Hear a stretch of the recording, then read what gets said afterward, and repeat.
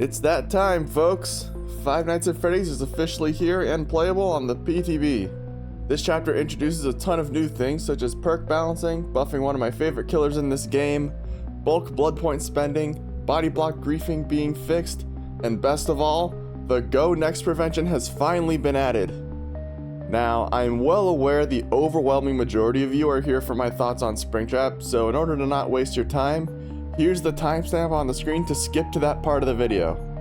As for everyone else still here, let's rapid fire my thoughts on the patch notes real quick before we get to Springtrap.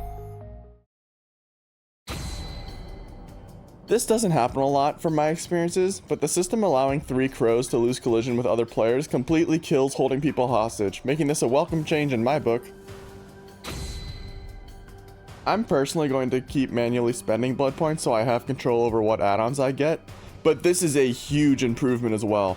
A lot of people have been asking for this since blood point spending takes a while the more you save up, so this cuts down the time tremendously. Thank fucking God! For anyone who wants to quit from a perfectly reasonable game at the start of the match because you hate the killer choice or how they play, sorry to say, you actually have to play the game now. Otherwise the game will pick up on it and it will give you the DC penalty. One thing I'll point out though is that only one survivor needs to have a luck offering for the entire team to self-unhook, so that might need to get looked at going into live. Otherwise, I'm absolutely on board with retiring self-unhooks unless you have something that allows it. This is nice and saves time. No issues here. Very glad these are finally being gutted. These are annoying as hell for both sides to deal with.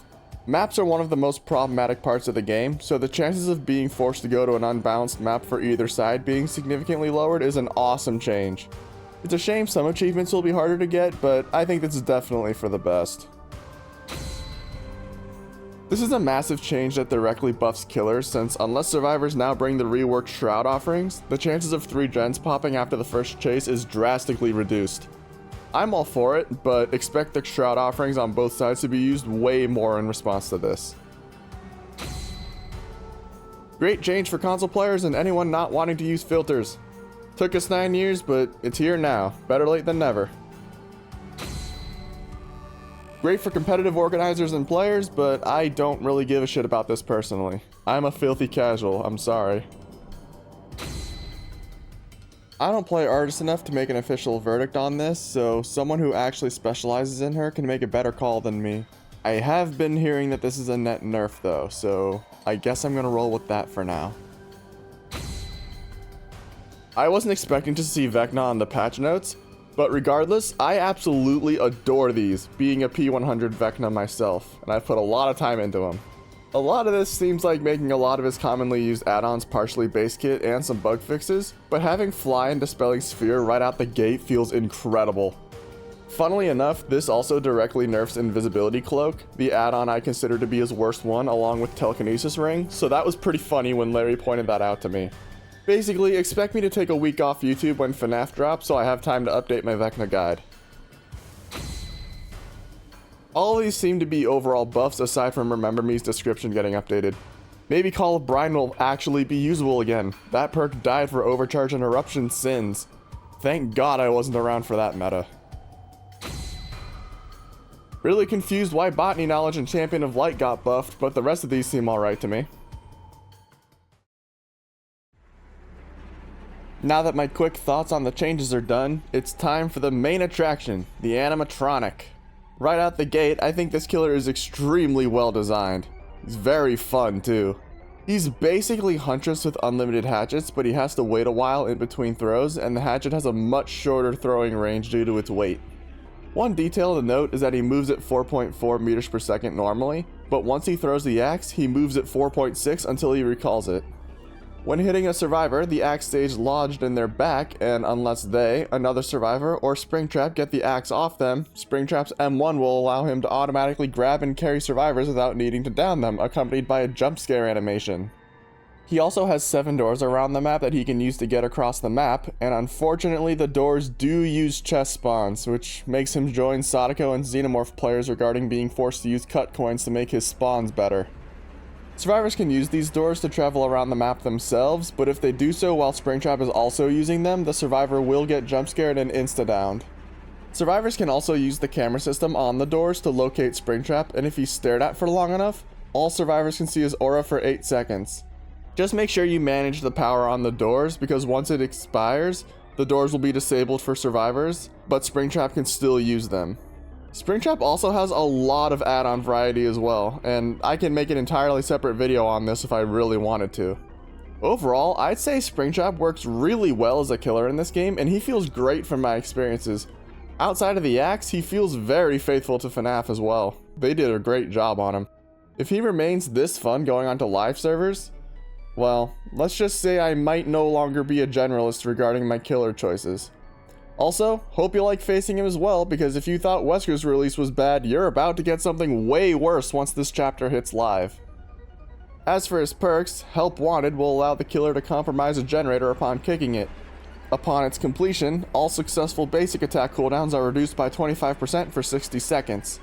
This pairs great with perks like Save the Best for Last and Machine Learning, but I do think this is overall the weakest of his perks.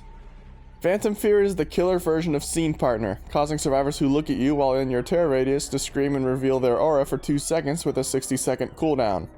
This is great for catching survivors trying to be stealthy, and this will also probably be very brutal on the 40-meter terror radius killers like Wesker, Blight, Hillbilly, and Kaneki. Finally, Haywire will cause any exit gate past 50% to regress at 50% progress when not interacted with, indicated by the lights flickering on them as well. This perk is meh on its own, but it sounds nasty when used on full endgame builds, especially when paired with stuff like Remember Me and Blood Warden. Overall, all of his perks seem to be fairly decent, my favorite of these being Phantom Fear, and I'll have to mess around with that perk on other killers later on. For the rest of the video, I'll be showing what it's like to play as and to face Springtrap, so if you're interested in that, feel free to stick around. Otherwise, I got nothing else to say. If you enjoyed my little analysis of this PTB, feel free to like the video, subscribe to the channel, and join the community Discord in the description. If you've played him or watched others play him, let me know in the comments what you think of him in the FNaF map. With that in mind, cheers, and enjoy the matches.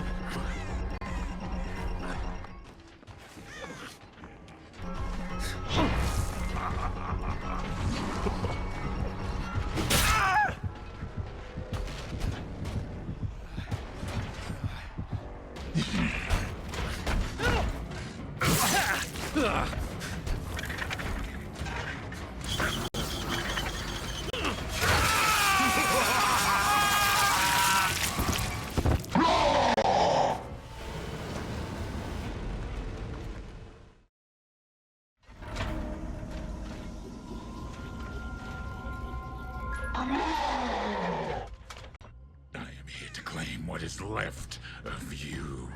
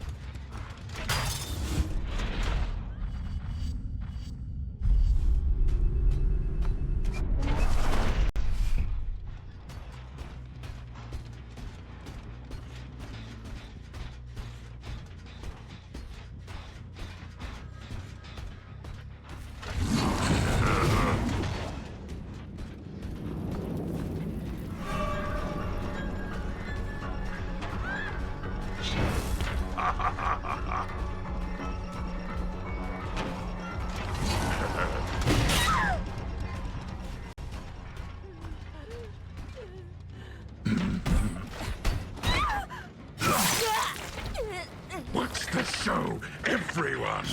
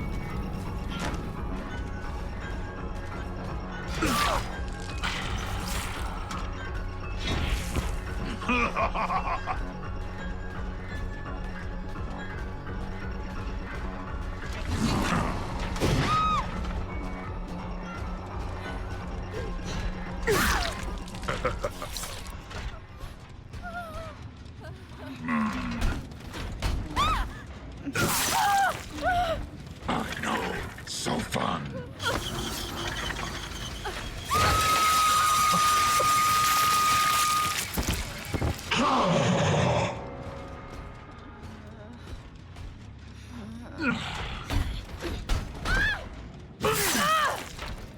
Scream all you want.